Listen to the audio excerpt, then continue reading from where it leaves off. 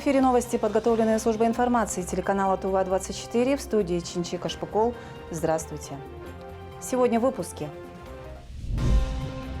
В отдаленном селе Мугураксы энергетики устраняют скачки тока.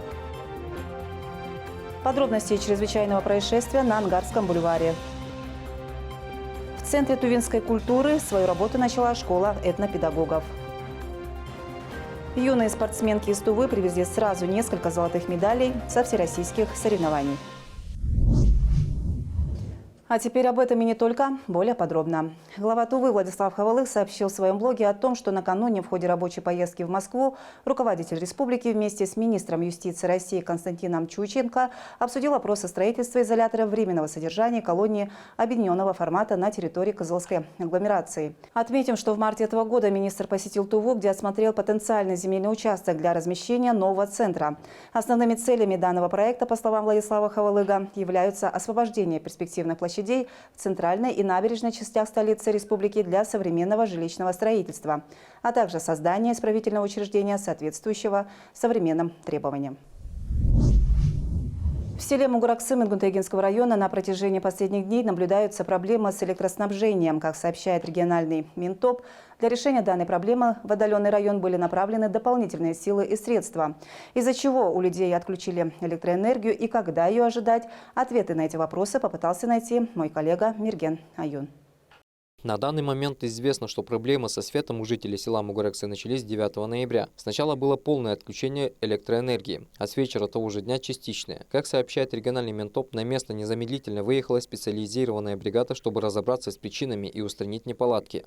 Электрики на дизельной электростанции нашли скачок тока на электрических сетях внутри дизельной электростанции на своей территории.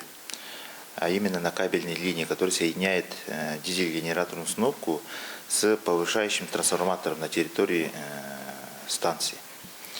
Вот. Это говорит о том, что и какое-то оборудование, либо кабель работает, как сказать, с нарушением. Как отметил Эдуард Кулар, это грозило серьезными последствиями. Скачки тока могли привести либо к серьезным поломкам всего оборудования электростанции, либо к пожару. Чтобы до этого не доводить, сразу после обнаружения проблемы 9 числа было решено незамедлительно прекратить подачу электричества до устранения всех неполадок. А позднее подача электричества частично была возобновлена веерным способом, то есть по графику. Там необходимо было провести комплекс мероприятий по диагностике, проверке работы всей системы цепи.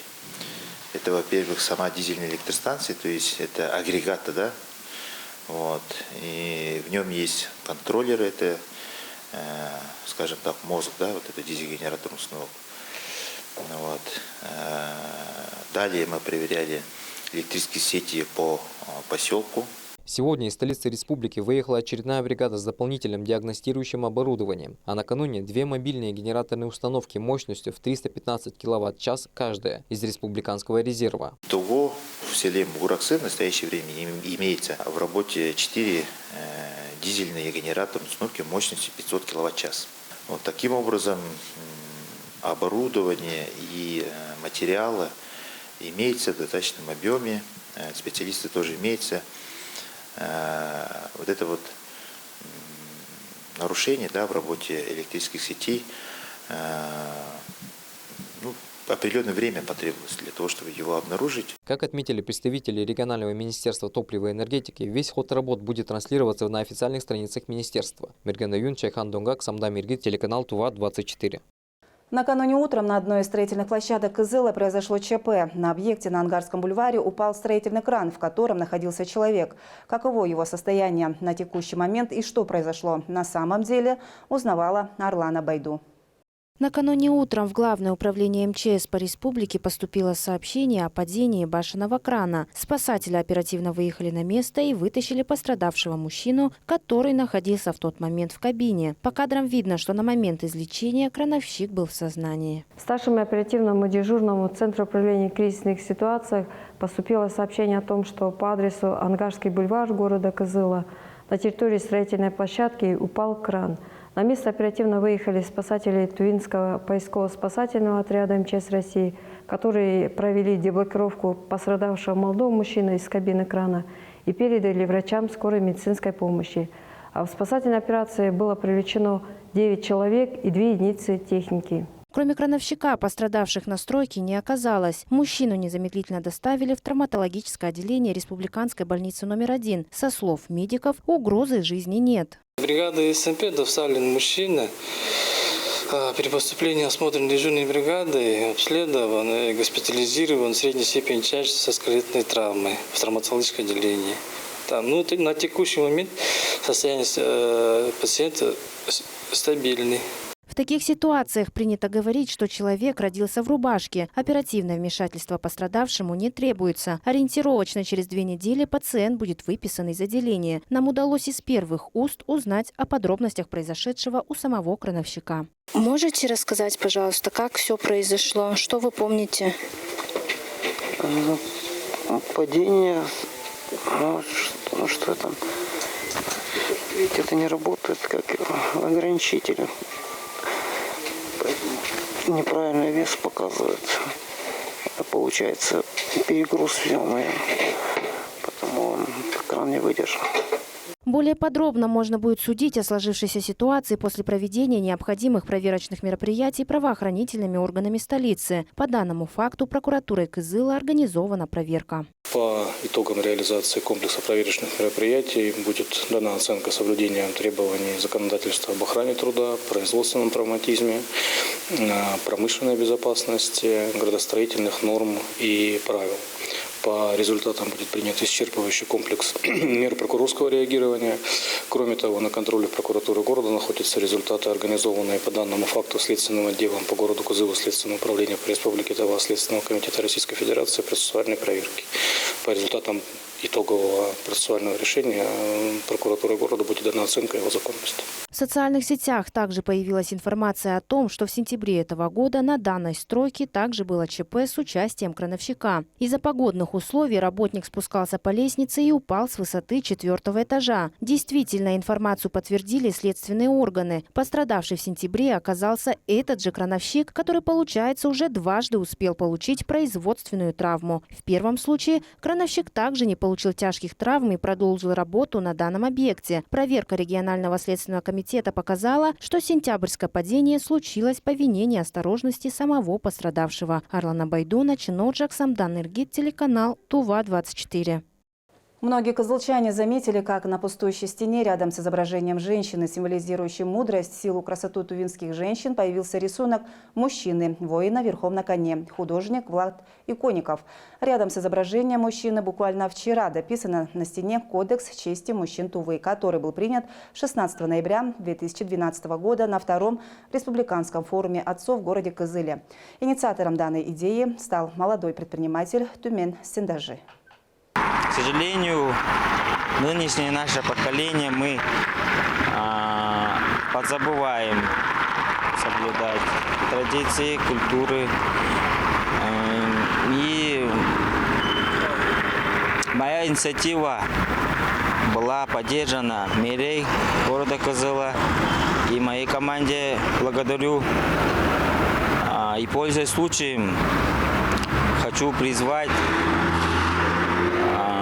мужчин нашей республики всегда и везде безукоризненно соблюдать наш кодекс чести. Отмечается, что место для мурала выбрано не случайно, а в самом центре столицы, где поблизости расположены несколько учебных заведений, места массового отдыха горожан. Здесь также пролегает туристический маршрут. Горожанам, в том числе и гостям нашей столицы из других регионов, стран, будет интересно узнать про ценности, которыми дорожит тувинский народ, в частности, мужчины. Организаторы в дальнейшем планируют на этом месте также вписать свод заповедей матерей Тувы рядом с символом тувинской женщины. Внедрение системы «Честный знак» станет отдельным направлением деятельности правительства Тувы. Для координации этой работы распоряжением главы республики Владислава Хавалыга создан межведомственный штаб, возглавит который один из вице-премьеров. Задача штаба – привлечь местных предпринимателей и производителей к участию в общероссийской системе маркировки, призванной обеспечить контроль за движением каждого товара от производителя до продавца и защиту потребителей от поддельной и некачественной продукции. В Туве из 480 точек розничной торговли зарегистрированных в качестве участников честного знака, только 220 подключили к системе свои кассовые аппараты, открыв данные по каждой покупке. Не только налоговые органы, но и покупатель с помощью этой опции могут отследить всю историю товара, кто и когда его произвел, откуда и кем поставлен и так далее. Задача созданного штаба – ускорить регистрацию предпринимателей Тувы в системе «Честный знак», а также оснащение торговых точек оборудованием и программными продуктами, необходимыми для полноценного участия в ней. Тем более, что правительство республики готово возмещать и возмещает 75% этих затрат. Скорейшая интеграция в систему маркировки товаров в интересах и самих предпринимателей, особенно тех, кто старается работать честно, считает глава Тувы. Внедрение этой системы как инструмента проверки и подтверждения высокого качества продукции инициировал президент России. Поэтому проект будет доведен до логического завершения. Это предполагает избавление рынка от контрафактных товаров и привлечение к ответственности недобросовестных распространителей подделок. Сегодня на базе Центра тувинской культуры свою работу начала школа этнопедагогов. Отметим, что лектором выступает доктор педагогических наук, профессор Калмыцкого государственного университета, действительный член Академии педагогических и социальных наук Аркадий Панькин. Тему продолжит наш корреспондент. В зале Центра тувинской культуры собрались этнопедагоги, молодые исследователи, аспиранты и другие специалисты, которые занимаются вопросами педагогики традиционных культур народов России. Участники школы этнопедагогики схожи во мнении, что для формирования целостной личности роль этнопедагогики является одной из самых ключевых. Движение этнопедагогики, которое началось в 90-х годах, на самом-то деле на сегодняшний день в лице Аркадия Борисовича Панькина принимает уже следующее свое предложение, следующий этап. Вот этот новый этап работы, я думаю, что получит начало именно на этих семинарских занятиях, то есть новое осмысление, форм передачи, содержание передачи, как этнических констант. Это даже на уровне нашего российского правительства. Воспитание патриотизма, и вообще воспитание нравственной личности стоит на первом месте. Этнопедагогика помогает интегрировать культурные традиции и ценности народов, помогает тем самым сохранению их идентичности. Образовательным учреждениям с учетом разнообразия культурных подходов необходимо адаптировать методы обучения. Это особенно важно в условиях сегодняшней глобализации. Сегодня музей – это такая структура, которая не должна отставать или даже функционировать вне воспитательного процесса. Говоря об этнопедагогике, мы часто, уже старшее поколение даже в музее, мы были счастливы работать с Мамушем Бараховичем Кинмапсаном, человеком, который в свое время в своих исследованиях, в своих трудах, научных трудах заложил очень много понятий о, собственно, педагогике. Школа этнопедагогов ориентирована на совершенствование профессиональных компетенций педагогических работников, которые реализуют программы этнокультурного образования и воспитания. Любой язык является выразителем всего того, что народ собрал в свою историю, за свою историю. Вот все отражается в языке. Это пословицы, поговорки. Они тысячелетиями собираются. Это даже тот же самый греческий эпос. Это греческий эпос по времени начинает создаваться с момента создания нации. С момента даже не создания, а формирования нации. Осваивая те слова, предложения, которые передают различные стороны жизни народа, различные эмоции тувинцев, мы сохраняем свой язык. По окончании работы школы участникам будут выданы удостоверения гособразца прохождения курсов повышения квалификации. Отметим, что лектором выступает доктор педагогических наук, профессор Калмыцкого государственного университета Аркадий Панькин. Я привез сюда 2 комплекта произведений трудов Геннадия Николаевича Волкова.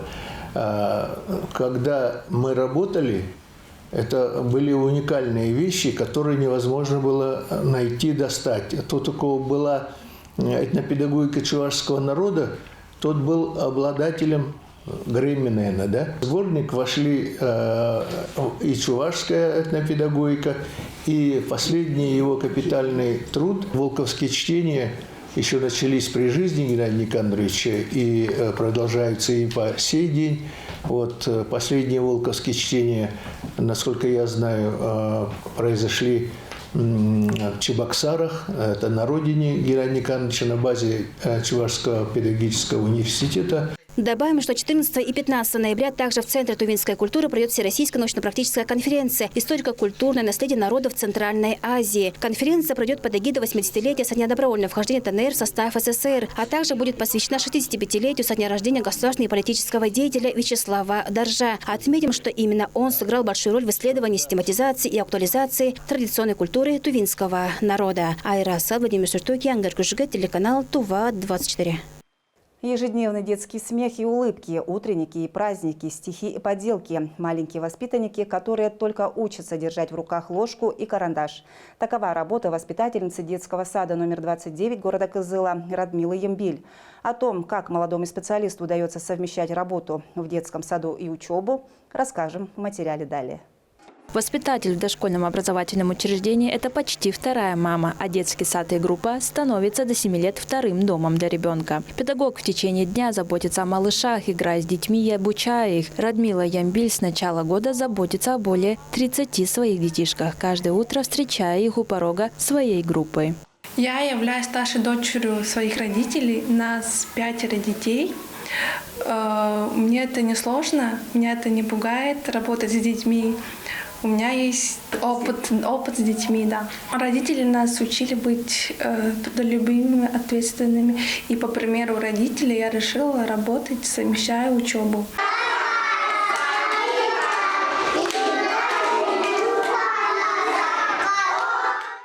Целеустремленность, желание развиваться, талант и энергетика – вот что является главными путеводителями в педагогической деятельности молодого специалиста. Эти качества проявляются не только в воспитании детей, но и в методике преподавания.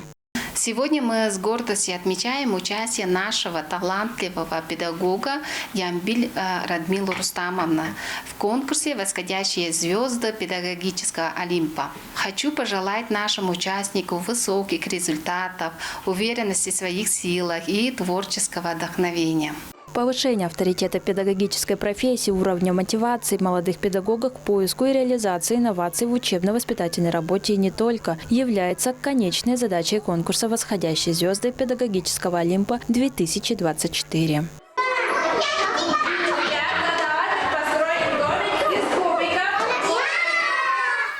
В данном конкурсе, потому что этот конкурс является именно для молодых специалистов до 25 лет. А мне вот на днях исполнится только 23. Поэтому я заинтересовалась, и в конкурсе мне помогают мой наставник и мои коллеги, заведующие. Конкурс «Восходящие звезды педагогического Олимпа-2024» – это не только великолепная возможность продемонстрировать свои умения и профессионализм, но и шанс вдохновить других. Как делятся коллеги Радмилы Ямбиль, работа воспитателя сложная, ответственная и в то же время удивительно прекрасная. Радмила Рустамовна начала работать у нас с прошлого года. За год ее работы она зарекомендовала себя лучшим специалистом, показала себя только с лучшей стороны. Мы всем коллективом восхищаемся ее преданностью профессии и умением найти индивидуальный подход к каждому ребенку. Участниками испытания могут стать молодые педагоги до 25 лет со стажем работы в дошкольном образовательном учреждении не более 3 лет. Конкурс помогает выявлять талантливых молодых специалистов в области образования. Также благоприятно влияет на создание профессионального развития и карьерного роста. Айсу Мангушбуян, Ангар Кужугет, телеканал Тува-24. 9 и 10 ноября в Красноярске состоялись всероссийские соревнования по воздушной гимнастике «Сияние неба», которые собрали порядка 250 спортсменов из регионов страны. Нашу республику отправилась представлять команда из 14 гимнасток в возрасте от 6 до 13 лет, которые привезли на малую родину немалое количество медалей. Все подробности в следующем материале. Воздушная гимнастика – очень зрелищный и красивый вид спорта. В республике он появился буквально пару лет назад, но сейчас развивается семимильными шагами. Так, буквально пару дней назад воспитанницы Тувинской школы воздушной гимнастики смогли завоевать сразу 7 золотых, 2 серебряных и 4 бронзовых медали на всероссийских соревнованиях, которые проходили в городе Красноярске. Там было очень много соперников, было очень страшно выступать. Команда поддерживала, единственное, что было поддержкой. И мои родные. Я занимаюсь уже почти 2 года. Гимнастику привела меня моя мама. Мне очень нравится заниматься. Милана Оржик – одна из 14 девочек, кто, несмотря на свой юный возраст, смогла преодолеть себя и заслуженно завоевать медаль. Как рассказывают сами участницы, конкуренция была высокой. У каждой по 5-6 соперниц. Конечно же, такие высокие достижения не были достигнуты без многочасовых занятий и тренировок. Гимнастки из Тувы, по словам их тренера, выложились на все 100, несмотря на страх и волнение. Соревнования были сложные, страшно было, волновалась, много людей было. Я заняла 1-е место в Красноярске во втором юношеском разряде. Воздушные гимнасты боролись за медали на 3 снарядах – воздушное кольцо, полотна и стропы. Они успешно смогли справиться. Они, конечно, ревели, прям ревели, у них были прям слезы, страх. Они выходили на площадку, прям у них руки тряслись, волнение было, чувствовалось. И несмотря на то, что им 6 лет, они смогли выступить. Вспомним все, что им говорили родители, тренер, и смогли их достойно себя показать. Я очень довольна. Как сказала Ника Мангуш, впереди девочек ждет еще много побед и свершений. А пока им предстоит полностью выкладываться на тренировках и занятиях. Мергана Юн, Чайхан Донгак, Мирана Иргит, телеканал ТУВА-24. Это была вся информация к данному часу. Я с вами прощаюсь. До скорых встреч.